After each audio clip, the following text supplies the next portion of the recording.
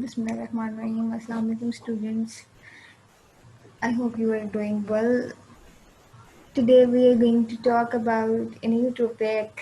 Yeah, finally we have done with the intellectual property rights, and today we are going to talk about technical writing.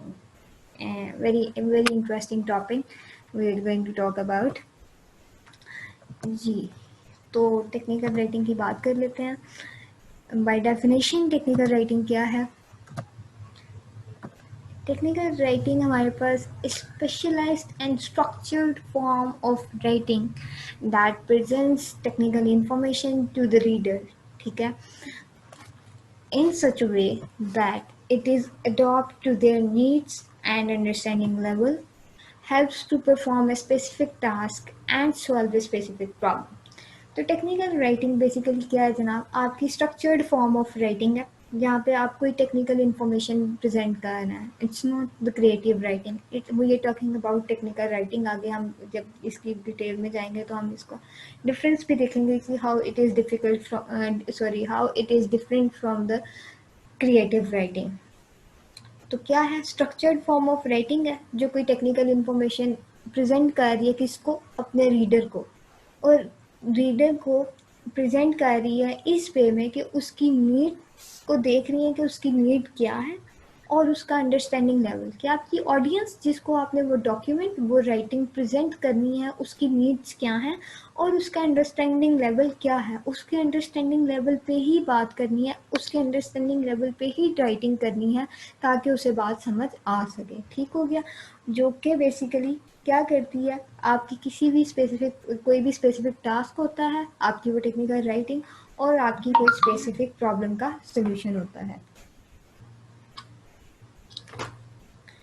जी, तो हम अब आगे बात करते हैं आपकी टेक्निकल राइटिंग की कैरेक्टरिस्टिक्स की.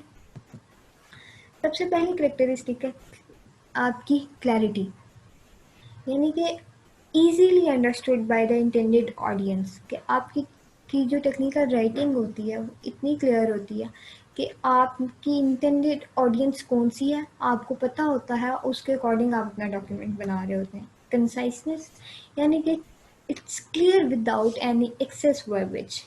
यानी कि वर्बिज मीन्स होता है कि लेंथी स्पीच. तो यानी कि इतनी कंसाइज होती है, क्लियर विदाउट एक्सेस वर्बिज, यानी कि वहाँ पे कोई लेंथी स्पीच नहीं की जा रही होती, कोई आपकी बात को विदाउट एनी अंडरस्टैंडिंग या विदाउट एनीथिंग कि आपकी कोई भी उसमें ज़्यादा डिटेल में बात को नहीं किया जा रहा होता कि आपने बड़ा कंसाइज और क्लियर वे में बात कर रहे हैं. उसके बाद आ जाती है करेक्टनेस, यानी कि आपकी ग्रामेटिकल और जो टेक्निकल कन्वेंशन होती हैं उन्हें फॉलो किया जाता है और ये चीज़ माइंड में रखी जाती है कि जब आप ये चीज़ प्रेजेंट कर रहे हैं किसी को तो इस तरह की कोई मिस्टेक ना हो रही हो. उसके बाद कॉम्प्रिहेंसिव होती है और हर तरह की basic information, necessary information, important information contain कर रही होती है आपकी राइटिंग और किसी भी स्पेसिफिक ऑडियंस को प्रेजेंट की जा रही होती है. यानी कि मैं टेक्निकल राइटिंग की बात कर रही हूँ तो टेक्निकल राइटिंग में ऑडियंस जो होती है वो आपकी कोई इंटेंडेड ऑडियंस होती है जिसको माइंड में रखते हुए आप वो राइटिंग कर रहे होते हैं.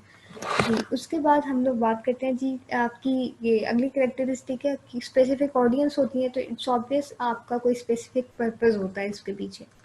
उसके बाद आता है आपका seventh characteristics which is actual accuracy, यानी कि एक्यूरेट होती है, फैक्ट्स पे बात हो रही होती है और फ्री फ्रॉम बाइसनेस होती है कि उसमें आपने फैक्ट्स एंड फिगर्स पे बात करनी होती है, किसी भी पर्सन की साइड नहीं लेनी होती. ठीक हो गया? उसके बाद आ जाती है एक्सेसिबिलिटी. एक्सेसिबिलिटी यानी कि आपकी जो टेक्निकल राइटिंग होती है उसमें आपके मतलब कि प्रॉपर एक फॉर्मेट फॉलो किया जाता है, उस फॉर्मेट के अकॉर्डिंग इसे डिज़ाइन किया जाता है और इसे लिखा जाता है. ऐसे नहीं होता कि बस डॉक्यूमेंट एक लिखना शुरू कर दिया एंड दैट्स इट और उसे एंड कर दिया और उसे प्रेजेंट कर दिया. क्योंकि अगर कोई उसका स्पेसिफिक पर्पज़ है जिसके लिए उसे बनाया जा रहा है तो इट्स ऑब्वियस उसका कोई फॉर्मेट होगा जिसको फॉलो किया जा रहा होगा. तो इसमें हम कहते हैं वो टेबल ऑफ कंटेंट, आपकी हेडिंग, सब हेडिंग्स, आपके इंडेक्सेस वगैरह, वो सारी चीज़ें कंटेन कर रही होती है आपकी वो राइटिंग जो कि किसी भी एक फॉर्मेट डॉक्यूमेंट के अंदर होती है. अब हम आते हैं जी technical writing versus creative writing, जिसकी हमने स्टार्ट में बात की कि टेक्निकल राइटिंग क्रिएटिव राइटिंग से कैसे डिफरेंट होती है। तो देखते हैं जी। फैक्चुअल फैक्ट्स पे बेस कर रही होती है आपकी टेक्निकल राइटिंग, और आपकी क्रिएटिव राइटिंग फिक्शनल होती है और इमेजिनेटिव होती है, यानी कि आप इमेजिनेशंस में बात कर रहे होते हैं इसमें। उसके बाद टेक्निकल राइटिंग इंफॉर्मेटिव होती है, इंस्ट्रक्शनल होती है और परसुएसिव होती है। और उसके कॉरेस्पॉन्डेंस में आपकी जो क्रिएटिव राइटिंग है वो इंटरटेनिंग हो सकती है, वो प्रोवोकेटिव हो सकती है। प्रोवोकेटिव यानी आपका कोई एंगर भी शो किया जा सकता है, कोई एंटरटेनमेंट भी शो की जाती है, और कैप्टिवेटिंग भी हो सकती है, यानी कि आपको कोई इंटरेस्टिंग पॉइंट्स भी हो सकते हैं, आपके आपके इंटरेस्ट को होल्ड कर रही होती है, कोई इस तरह की चीज़ें हो सकती हैं।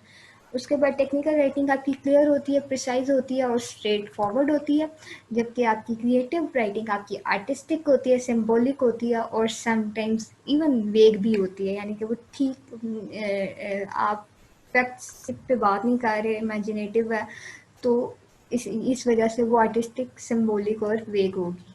वो ऑब्जेक्टिव होती है, उसका कोई ना कोई रीज़न होता है, एंड दैट इज सब्जेक्टिव, किसी सब्जेक्ट को के लेके बात की जा रही होती है, और वो subject most of the time creative writing में आपका इमेजिनरी होता है।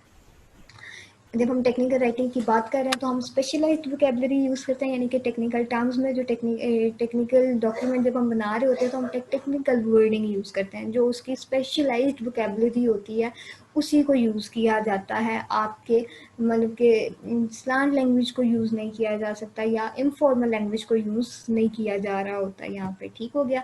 तो यहाँ पे हमारे पास क्रिएटिव राइटिंग में हमारे पास जर्नलाइज्ड वोकेबलरी होती है, यानी कि इजी गोइंग जिस तरह की बात हो रही होती है उसके अकॉर्डिंग। जबकि टेक्निकल राइटिंग में आप कोई वर्ड लिख रहे होते हो तो उससे रिलेटेड आप टेक्निकल वर्ड, अगर जिस तरह अगर आप बात करते हैं कि जब मेडिकल साइंसेस के कुछ लोग होते हैं तो आपने देखा होगा उनकी हर टाइम उनकी लैंग्वेज में कोई और होती है साइंस की। इसी तरह जब हम टेक्निकल राइटिंग कर रहे होते हैं तो स्पेशलाइज्ड वोकेबलरी होती है for some kind of words, तो हमने वही चीज़ वहाँ पे फॉलो करनी होती है। उसके बाद हम आते हैं जी, why technical writing. Technical writing की ज़रूरत क्यों है जी? अगर हम प्रोफेशनल जॉब में हैं तो 20 से 40% ऑफ द टाइम, अपनी जॉब के टाइम में हमारा काम होता है कुछ ना कुछ लिखना। तो प्रोफेशनल जॉब में काम करना है तो काम भी टेक्निकल होगा। कैरियर एडवांसमेंट में आपको बड़ी हेल्प दे रही है, आपके नॉलेज को एक्सपेंड कर रही है आपकी टेक्निकल राइटिंग, आपकी कम्युनिकेशन स्किल्स को इम्प्रूव कर रही है। और एवरी जॉब प्रोफाइल को ज़रूरत होती है कि वर्सेटाइलिटी हो उस इंसान के अंदर जिसको वो जॉब दे रहे हैं। अगर उसको मल्टीपल काम करने पड़ते हैं तो यस वो कर सके। तो इसीलिए हमारे लिए ज़रूरी है कि हमें टेक्निकल राइटिंग का पता होना चाहिए, कैसे करते हैं और किस तरह उसे अडॉप्ट करते हैं। जब आप कोई डॉक्यूमेंट लिख रहे हैं, आपकी इंटेंडेड ऑडियंस है, उसको कोई स्पेसिफिक पर्पस है, तो how you are going to write it.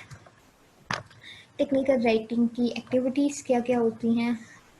In house activities में हमारे पास अगर आप देखें तो हमारे पास आती हैं लेटर, मेमोज, ईमेल, ठीक है।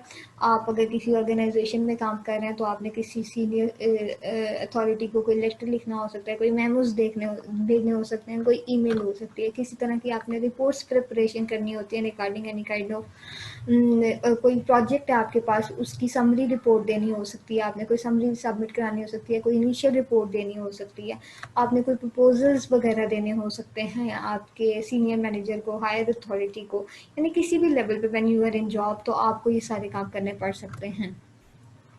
तो जब हम लोग टेक्निकल राइटिंग को स्टार्ट कर रहे होते हैं तो हमारा पहला गेटिंग स्टार्टेड, यानी कि you are going to start technical writing. तो सबसे पहला आपका क्या है, define the purpose of the document. पहला काम जब आप टेक्निकल राइटिंग स्टार्ट करने जा रहे हैं तो आपका पहला पॉइंट क्या है कि define the purpose of document and key information it needs to convey, ठीक है। तो पहली चीज़ इसको हम कहते हैं टास्क एनालिसिस, ठीक है। आपके डॉक्यूमेंट का पर्पस क्या है वो बताना है, आपने डिफाइन करना है, और आप जो की इंफॉर्मेशन यानी कि मेन थीम जो है, ठीक है, जो आप प्रेजेंट कर रहे हैं, देने का पर्पस और की इंफॉर्मेशन जो आप उस डॉक्यूमेंट में बता रहे हैं, ठीक है, वो आपने क्या कन्वे करनी है, इन दोनों चीज़ों को डिफाइन करना ज़रूरी है। इस चीज़ को हम कहते हैं जी टास्क एनालिसिस।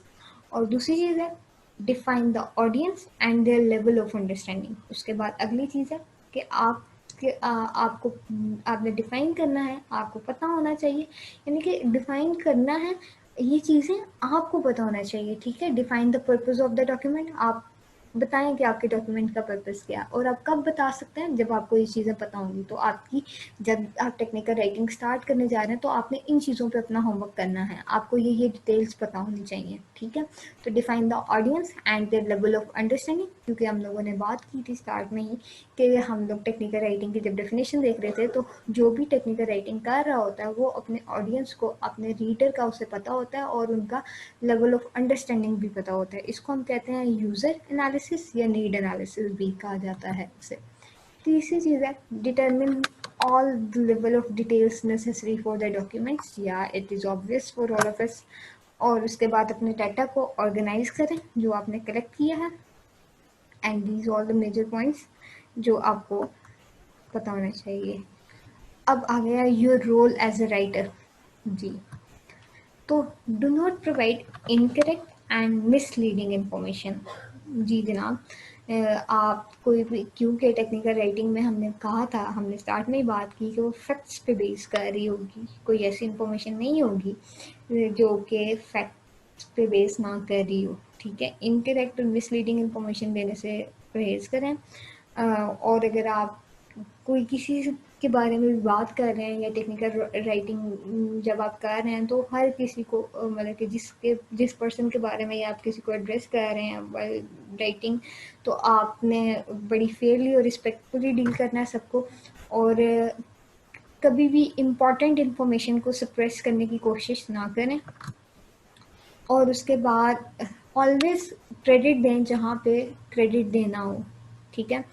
यानी कि आपके पास, अगर आप कोई टेक्निकल राइटिंग कर रहे हैं और आपने जो इन्फॉर्मेशन कलेक्ट किया उसका कोई सोर्स है, तो सोर्स को ज़रूर मेंशन करें, क्योंकि वो रीडर को हेल्प देती है कि आपका बेसिक सोर्स क्या है उसको लोकेट कर सकें, और मज़ीद अगर उन्हें डिटेल्स चाहिए तो वो उन्हें मिल सकें। और दूसरी बात जो बड़ा इंपॉर्टेंट पॉइंट है, ये आपको बचाती है किस चीज़ से, आपको प्लेजरिज्म से। जब आप क्रेडिट देते हैं, आप इन पे रेफरेंस मेंशन कर देते हैं, तो आप इन चीज़ों से बच जाते हैं, आप किसी भी प्लेजरिज्म से बच जाते हैं। अब हमारे पास क्वेश्चंस आते हैं आपके पास। ये क्वेश्चन आपने मुझे आंसर करने हैं कमेंट बॉक्स में, and when we will take lecture you have to answer these questions in the comment section. और ये क्वेश्चन क्या है जी, write 3 dos, it's word dos, ठीक है। S is missing over here. Write 3 do's of technical writing and 3 don'ts of technical writing। यानी technical writing करते हुए कौन सी 3 चीज़ें करनी चाहिए और कौन सी 3 चीज़ें नहीं करनी चाहिए। ये हैं आपके क्वेश्चंस फ्रॉम टुडेज लेक्चर। ये क्वेश्चन आपने आंसर करने हैं। और if you people feel any kind of difficulty in your lecture, and if you have any query, you can ask in comment section. Jazakallah. Allah Hafiz.